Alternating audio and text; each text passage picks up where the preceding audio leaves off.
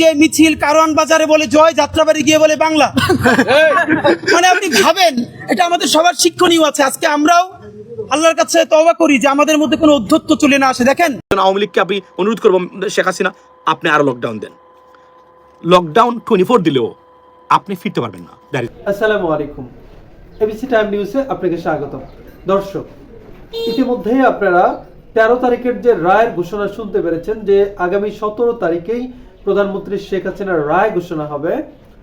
আর খুবই দুঃখের সাথে জানানো যাচ্ছে যে বাংলাদেশের মধ্যে একটি বৃহত্তম দল হিসেবে যারা স্বীকৃতিপ্রাপ্ত, যারা নিজেকে গর্ব করে যে বাংলাদেশের মধ্যে একমাত্র আমরাই বৃহত্তর এবং প্রাচীন দল, যেখানে আওয়ামী লীগ, সেই আওয়ামী লীগের আপনারা দেখেছেন যে গতকালকে 200 জন বা 10 জন 15 জন মিছিল বিভিন্নভাবে বাধাগ্রস্ত করতে চেষ্টা করেছে, কিন্তু কতটুকু সফল হয়েছে আপনারা সেটা ভালো জানেন, এবং আপনারা কি পরিমাণ ভাবে তাকে প্রতিহত করেছেন এটা বাংলাদেশের জনগণ অবগত আছে। দর্শক, আপনারা কি মনে করেন যে আগামী 17 নভেম্বর যে আমাদের বিগত ফ্যাসিস্ট সরকার শেখ হাসিনা রায় ঘোষণা করা হবে, সেই রায়ে ফাঁসি দেওয়া হবে নাকি যাবজ্জীবন দেওয়া হবে নাকি শুলে চড়ানো হবে? অবশ্যই কিন্তু আমাদের কমেন্ট বক্সে জানাবেন। সেই সাথে যারা আমাদের চ্যানেলটি সাবস্ক্রাইব করেছেন তাদেরকে অসংখ্য ধন্যবাদ। যারা এখন আমাদের চ্যানেলটি সাবস্ক্রাইব করেননি, ভালো লাগলে চ্যানেলটি সাবস্ক্রাইব করতে পারেন। চলুন ভিডিওতে একটি লাইক, একটি কমেন্ট দিয়ে দেখে আসি আজকের ভিডিও বিস্তারিত। 17 তারিখে, কারণ 17 তারিখে তো মেইন রায়, মানে ওই দিন ওই ঝুলানের রায়টা দেওয়া হবে।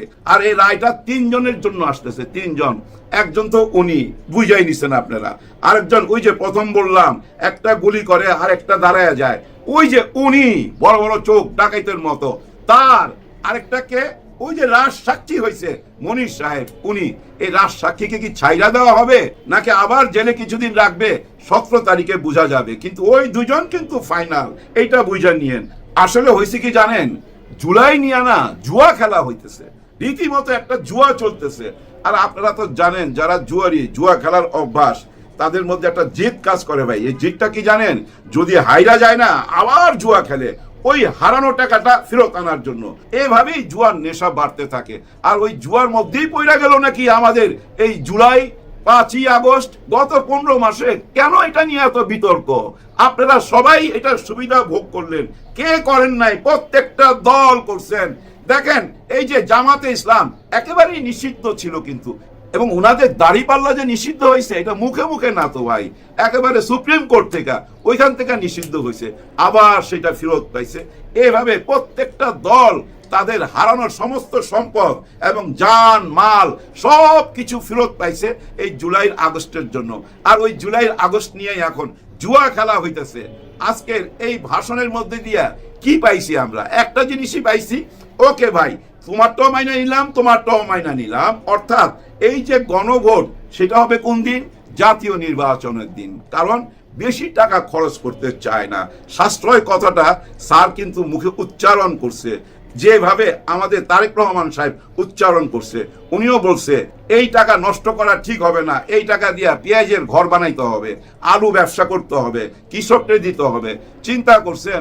তার মানে কি জানেন, আমাদের রাজনীতি ওই কাঁঠালের বার্গারের মধ্যে আছে, আর না হলে আলু পেঁয়াজের ব্যবসার মধ্যে আছে, ওই একই জায়গা আছে। এগুলো বলার কারণ কি জানেন? Public sentiment. হ্যাঁ, পাবলিক সেন্টিমেন্ট, যে বাবা দেখছেন উনি কৃষকের কথা ভাবে। কিন্তু কৃষক তো বাঁচবে তখনই যখন দেশ বাঁচবে। দেশ যদি আগের মতো ওনাদের হাতে চলে যায়, দেশ কি বাঁচবে? নিশ্চয়ই দেশ বাঁচবে না। আজকে দেখেন ডক্টর ইউনূস স্যারের ভাষণের সময় ওনার চোখের দিকে আমি তাকাইছিলাম।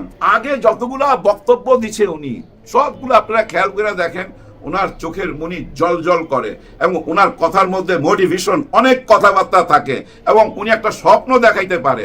ওনার কথার মধ্যে মানুষ হারায় যায়, কিন্তু আজকের কথার মধ্যে হারাই নাই ভাই, হারাই নাই। কারণ কি জানেন, মনেই হচ্ছিল মুখস্থ, ওই যে প্রশ্ন ফাঁস হয়ে গেলে যেটা হয় ওইটাই।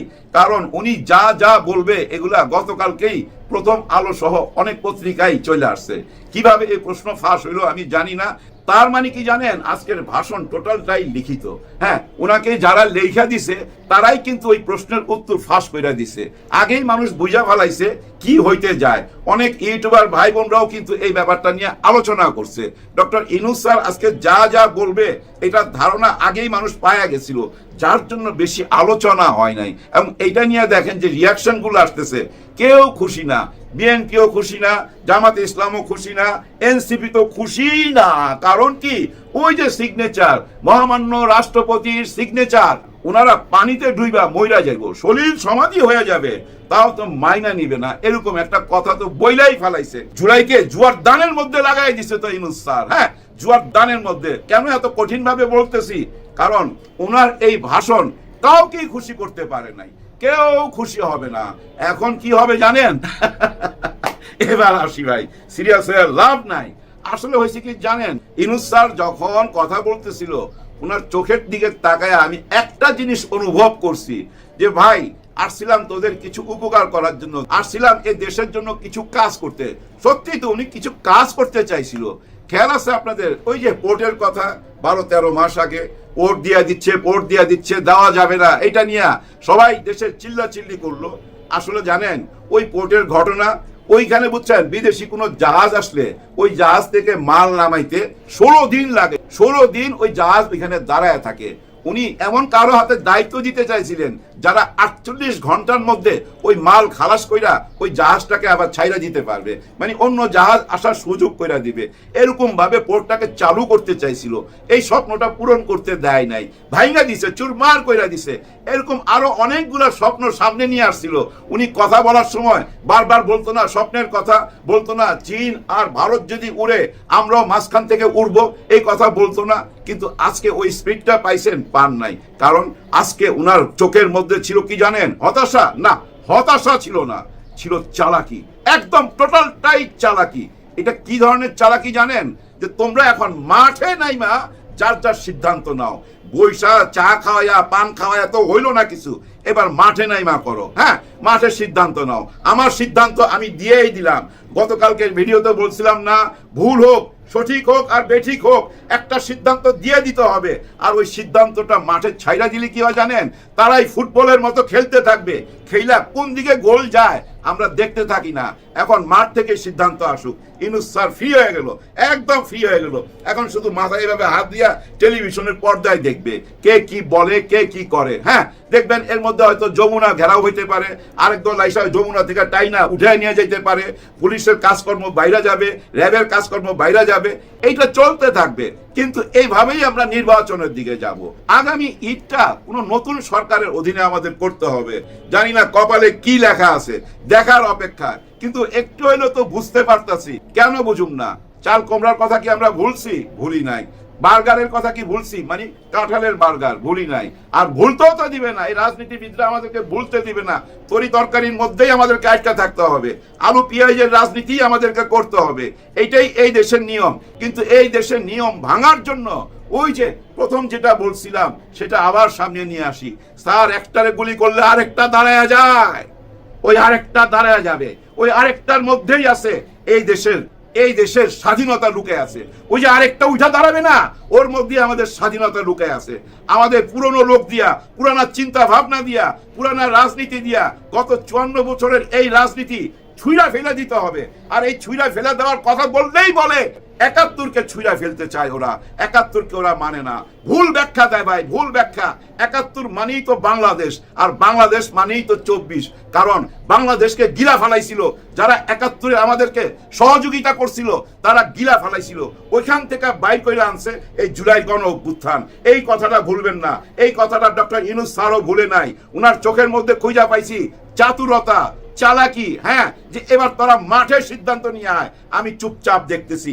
আমরাও অপেক্ষা রইলাম। খালি এইটুক দোয়া করি সবার জন্য, সবাই এইটুক দোয়া করবেন ভাই, কোনো খুন খারাপি যেন না হয়, কোনো মায়ের বুক যেন খালি না হয়। সবাই সবার মতো রাজনীতি করেন, একে অপরের বিরুদ্ধে কাদা ছুঁড়া মারেন, কিন্তু কোনো বোমা ছুঁড়া মারেন না, কোনো ককটেল ছুঁড়া মারেন না। প্লিজ কোনো মায়ের বুক খালি করেন না। সবার জন্য সবাই দোয়া করবেন। আল্লাহ হাফেজ।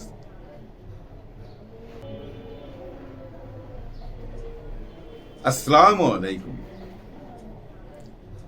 মনে পড়ে ওই দৃশ্যটা, স্বরাষ্ট্রমন্ত্রী মাঝ রাস্তায় দাঁড়ায় রইছে, চারিদিকে মানুষ ওপেন, আরেকটা পুলিশ বলতেছে একটা গুলি করি একটাই মরে, আরেকটা দাঁড়ায় যায়। চিন্তা করেন, সেগুলো আবার রেকর্ড হচ্ছে, চ্যানেলে প্রকাশ পাচ্ছে, এই দেশ সেই দেশই। কিন্তু ওই যে আরেকটা দাঁড়ায় যায়, ওইটার মধ্যেই সব কিছু লুকায় আছে, সমস্ত রহস্য ওইটার মধ্যেই লুকায় আছে। এই প্রজন্মের প্রতিরোধের ক্ষমতা, একটা নতুন বাংলাদেশের গল্প। হ্যাঁ, ওই যে আরেকটা দাঁড়ায় যায়, এইভাবে দাঁড়ায় যাবে ভাই, রুখতে পারবেন না। যাই হোক, অত সিরিয়াস আলাপ কইরা লাভ নাই। আজকের দিনটা ছিল কিন্তু আওয়ামী লীগের, এটা আপনাকে স্বীকার যাইতেই হবে। কিভাবে উনাদের আজকের দিনটা একটু খেয়াল করলেই বুঝতে পারবেন। হয়তো লক্ষ লক্ষ মানুষের মিছিল বাইর হয় নাই, হ্যাঁ, কিন্তু আগুন তো জ্বালাইছে, বাস তো পোড়াইছে। আবার দেখেন, তাদেরকে প্রতিরোধ করার জন্য সব দলের পক্ষে থেকেই রাস্তায় ছিল, এবং ছাত্র শিবিরও ছিল, একদম ব্যাট নিয়ে হাতে ছক্কা মারার জন্য সবাই মোটামুটি প্রস্তুত ছিল। তারপরও ফাঁক ফোকর দিয়া যেটুক করছে, এইটুক দিয়া জানান দিতে পারছে আওয়ামী লীগ জিন্দা হ্যায়, এইটুক জানান দিতে পারছে। আরো বেশি জানান দিতে পারছে কোন অ্যাঙ্গেলে জানেন? শুনলে তো চমকাইবেন, হ্যাঁ চমকাইবেন। আজকে 13 তারিখ, অনেকেই বলে আনলাকি 13 বলে না, অনেকে বলে তো ভাই, কিন্তু আসলে কিন্তু লাকি। আজকের দিনটা আওয়ামী লীগের জন্য লাকি দিন। কেন বলতেছি? দেখেন, সারাদিন যা কিছু করুক না কেন, দিন শেষে মানে সূর্য ডুবার সময় কি দেখলাম? একটা গ্যাজেট পাস হয়েছে, সেটার সিগনেচার কার? মহামান্য ছুপ্পু সাহেবের। আপনারা যারা অনেক সময় ওনার নাম ধরে ডাকেন, বেয়াদবি করবেন না, মহামান্য শব্দটা লাগাবেন, কারণ ওনারই সিগনেচার লাগছে এই গেজেট পাস হইতে। মানে আজকে যে ইনুস স্যার যা কিছু জাতির সামনে বলছে, ওটাও কিন্তু 13 মিনিট। আজকে 13 তারিখ, জাতির জন্য যে ভাষণ দিছে, ওইখানেও দেখেন 13 মিনিট 19 সেকেন্ডের মতো হবে। এই জন্য আজকে 13 তারিখটা সবার জন্য গুরুত্বপূর্ণ হইল, আওয়ামী লীগের জন্য বেশি গুরুত্বপূর্ণ। কারণ আওয়ামী লীগেরই রাষ্ট্রপতি আজকে জুলাই সনদপত্রের গেজেটে সিগনেচার করছে। কি অদ্ভুত মিল, চিন্তা করছেন? 13 মিনিটের ভাষণ, 13 তারিখ, আবার আজকে ওই যে আন্তর্জাতিক বিচার ট্রাইব্যুনালের রায় তো না, একটা ডেট ঘোষণা। আসলে হয়েছে কি জানেন? এই ডেট ঘোষণাটা এমন হয়ে গেছে যে এইটা দিয়ে বুঝা নিল 17 তারিখের ফাইনাল খেলাটা কেমন হবে। এটা সেমি ফাইনাল, মানে আওয়ামী লীগের রিয়াকশন বোঝার জন্য এরকম একটা ডেট দিছে, এই 13 তারিখ। না হলে এটা না জানাইলেও তো পারতো। আমার মনে হয় আইনে হয়তো এরকম কোনো সিস্টেম আছে যে ফাইনাল ডেট জানাইবার আগে আরেকটা ডেট দিতে হয়, যার জন্য এই ডেটটা দিছে। কিন্তু এই ডেট দিয়া সরকার বুঝা নিছে রিয়াকশনটা কত দূর যাইতে পারে 17 তারিখে। কারণ 17 তারিখে তো মেইন রায়, মানে ওই দিন ওই ঝুলানের রায়টা দেওয়া হবে।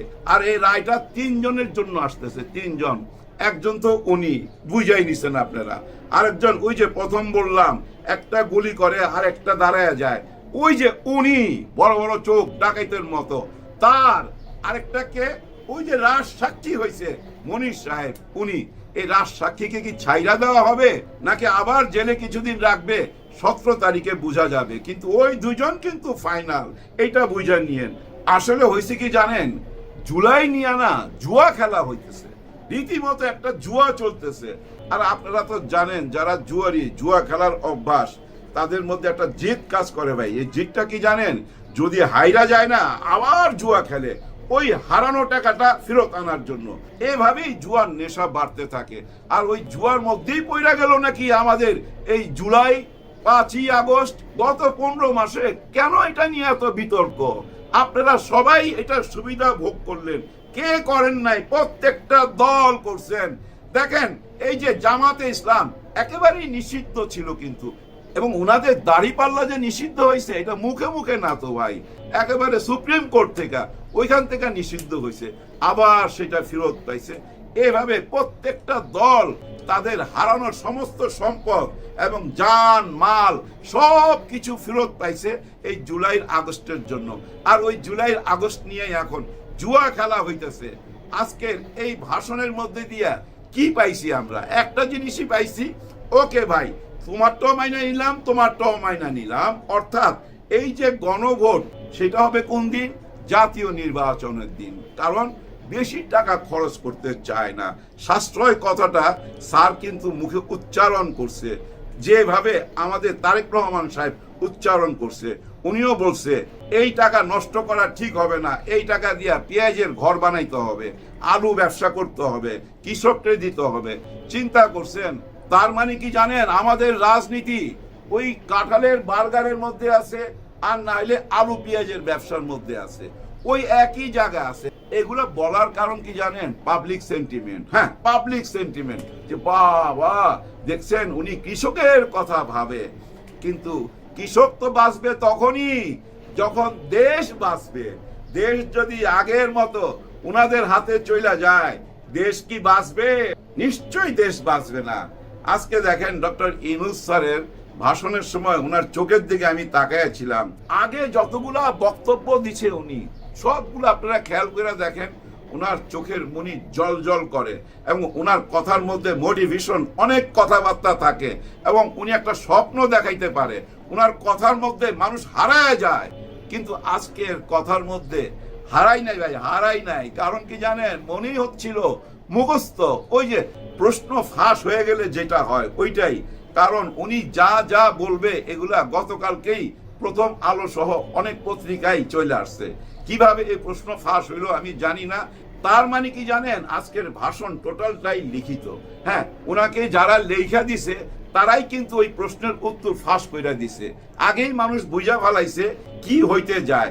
অনেক ইউটিউবার ভাই বোনরাও কিন্তু এই ব্যাপারটা নিয়ে আলোচনা করছে। ডক্টর ইউনূস স্যার আজকে যা যা বলবে এটার ধারণা আগেই মানুষ পায়া গেছিল, যার জন্য বেশি আলোচনা হয় নাই। এবং এইটা নিয়ে দেখেন যে রিয়াকশন গুলো আসতেছে, কেউ খুশি না, বিএনপিও খুশি না, জামাতে ইসলামও খুশি না, এনসিপি তো খুশি না। কারণ কি? ওই যে সিগনেচার, মহামান্য রাষ্ট্রপতির সিগনেচার, ওনারা পানিতে ডুইবা মইরা যাইব, সলিল সমাধি হয়ে যাবে, তাও তো মাইনা নিবে না, এরকম একটা কথা তো বইলাই ফেলাইছে।